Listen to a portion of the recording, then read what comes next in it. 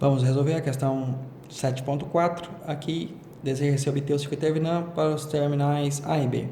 Observamos aqui que esse circuito é muito interessante porque ele se assemelha a uma ponte, né? Ele é um circuito em ponte, na verdade.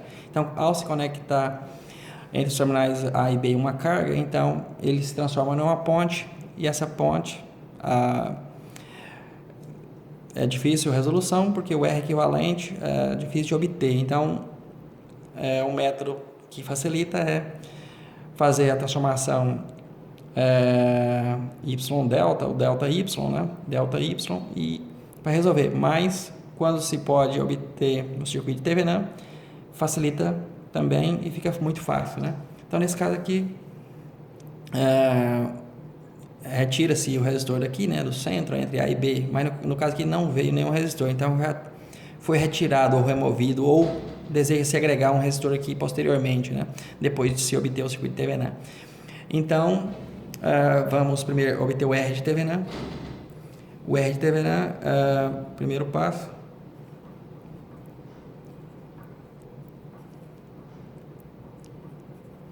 Então, o primeiro passo é obter o R de Thevenin. E o R de Thevenin, vamos redesenhar o circuito com a fonte de corrente eliminada, né? Substituir a fonte de corrente por um circuito aberto e redesenhar o circuito como está, né?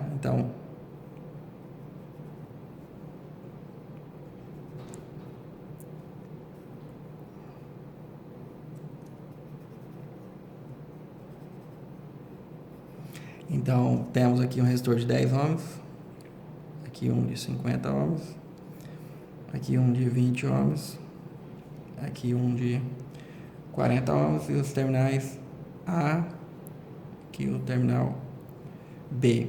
Entre os dois terminais, temos que colocar um ohmímetro, né, que mede a resistência elétrica,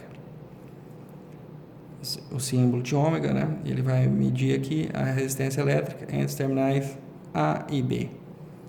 Então, agora, como o ohmímetro é uma fonte, né, podemos ver agora claramente. Esse aqui não vai fazer influência, esses condutores aqui conectados, né, poderiam ser eliminados.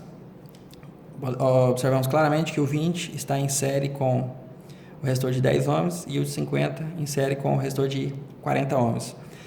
E esses resistores em série, o resultante deles, observando a partir desses terminais aqui, conectado com o terminal 1 do conjunto, né, equivalente, e aqui o terminal 2 desse equivalente, e o terminal 2 aqui do equivalente. Então, observamos que os resistores equivalentes de cada lado estão em paralelo com os resistores do outro lado, né? Obviamente, como se fosse um único resistor de cada lado. Então, a resistência de Thevenin é igual 10 mais 20 ohms. Esse conjunto, né, resultante em série, vai estar paralelo a 50 mais 40, o equivalente em série, né? Então, claro, aqui segue, né, o cálculo numérico, né, expressões algébricas, numéricas, né, sempre eliminar os parênteses primeiro nesse caso, né, e a multiplicação, no caso, tem prioridade depois, né, mas nesse caso aqui a prioridade é resolver dentro dos parênteses, né. Então, R de Thevenin é igual a 10 mais 20, 30, que vai estar em paralelo com 50 mais 40, que dá 90. Então, pela regra do paralelismo, o produto 30 vezes 90 dividido por 30 mais 90. Então, R de Thevenin é igual a 30 vezes 90 é 2.700. 2.700 dividido por 30 mais 90, 120. Então, 270 dividido por 12,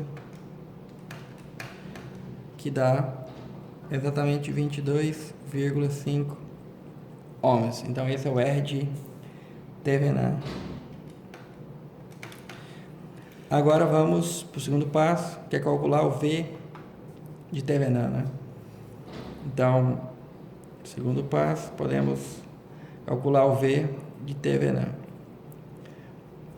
Para calcular o V de Thevenin, vamos redesenhar o circuito, né?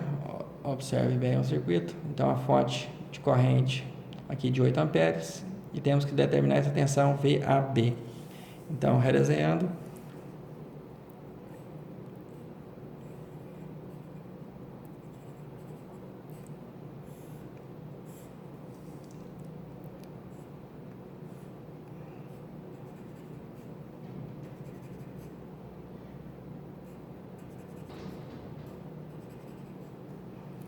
Então, aqui está o circuito, similar a uma ponte ou a um delta, né? Só que sem a carga central, né? Então, 10 ohms, 20 ohms, circuitos típicos, né? Então, aqui o terminal A e B. Agora, temos que calcular a tensão entre A e B nesse sentido, né? Ponteira vermelha mais do voltímetro no lado do A e a ponteira menos no lado de B. Então, a tensão VAB é a tensão VA menos VB. Então, I, por consequência, é o V de Thevenin. Então, para calcular, podemos primeiro calcular, como aqui tem uma fonte corrente, podemos calcular as correntes no lado direito e no lado esquerdo. Então, posso calcular I1 aqui, depois I2. Se eu souber I1 e I2, eu posso usar a lei de Ohm para saber a tensão como referência daqui, né? Aqui essa parte de baixo, com relação aos 50 ohms e com relação a 40 ohms, e fazer a subtração dessas tensões, né? Então, a tensão daqui do A com relação ao terra aqui, que eu aterrei agora, é o VA, e a tensão daqui com relação ao terra é VB. Então, no final, V de Thevenin é VA menos VB. Mas, antes disso, vamos ter que determinar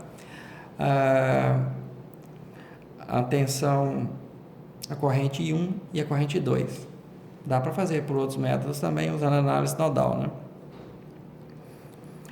Mas, é um método muito poderoso para um circuito que queremos simplificar. Então, primeiro, vamos calcular I1 pelo divisor de corrente. Então, I1 pelo divisor de corrente é igual diretamente a corrente da fonte vezes o ramo que eu não quero, que é esses dois. Aqui tem duas resistências em série, então vezes o equivalente, né? De quanto? 20 mais 40 dividido por a soma dos dois ramos, a resistência equivalente. Então, 20 mais 40 mais 10 mais 50.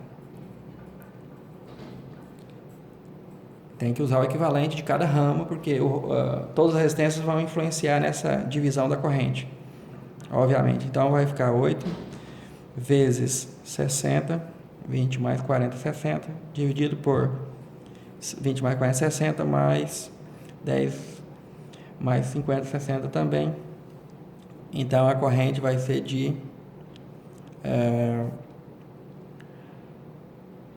8 dividido por 2, 4 amperes, né? Então, temos 8 vezes 60 dividido por 2,60. 2 vezes 60, né? 60 mais 60. 60 corta com 60, então dá 4 amperes. Então, o I1 é de 4 amperes. Então, eu vou calcular VA. Então, VA é igual, com relação ao terra, né?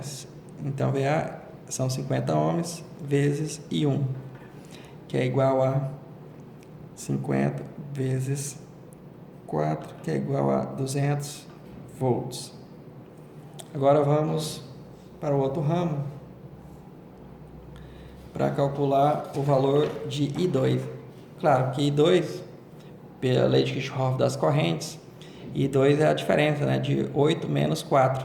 Então, é a metade. Então, como aqui nesse ramo tem 10 ohms mais 50, que dá 60, e esse 20 mais 40 dá 60, então a corrente vai se dividir igualmente, né, entre esses dois ramos, que vai dar 4 amperes para cada ramo, né.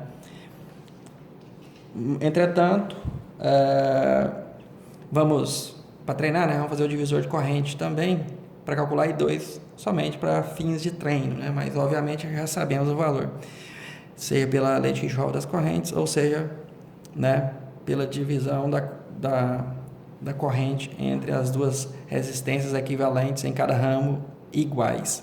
Então, I2, para manter, né, então vai ser I2, a corrente vem aqui para o ramo 2, é igual à corrente da fonte, vezes a resistência equivalente do ramo, aqui, do ramo que eu não quero, né? Então vai ser 8 amperes vezes 10 mais 50, 10 mais 50, dividido pela soma desse ramo, da resistência equivalente desse ramo, mais a resistência equivalente desse ramo, porque o ramo completo faz a influência sobre o circuito, né? Sobre a divisão da corrente entre os dois ramos. Então, 10 mais 50 mais 20 mais 40. Então, para comprovar, então vai dar 8 vezes 60, 10 mais 50, 60, dividido por 10 mais 50, 60, mais 20 mais 40, 60. Então, é igual a 8 vezes 60, dividido por 60 mais 60, é a mesma coisa de 2 vezes 60. Corta 60 com 60, 60 dividido por 60 dá 1, 8 dividido por 2 dá 4. Então, I2 é igual a 4 amperes. Agora, temos o valor de 2. Qual a tensão VB, então? VB vai ser a corrente que desce, 2 vezes 40, né? Ou 40 vezes 2. Então, fica com relação ao terra aqui, né? Então, VB é igual a corrente, a resistência de 40 ohms vezes I2, que é a mesma coisa de 40 vezes 4, que é igual a 160 volts. Logo, a tensão de Thevenin do circuito, V de Thevenin é igual a VA menos VB. VA menos VB, como VA deram 200 volts, como a gente viu aqui, 200 volts, menos 160, que é a tensão de VB. Então, a tensão de Thevenin é igual a 40 volts. Agora podemos redesenhar o circuito de Thevenin, que é uma fonte que segue a polaridade, né, desejada do V de Thevenin, de 40 volts, em série com a resistência de Thevenin que a gente obteve inicialmente de 22,5 ohms.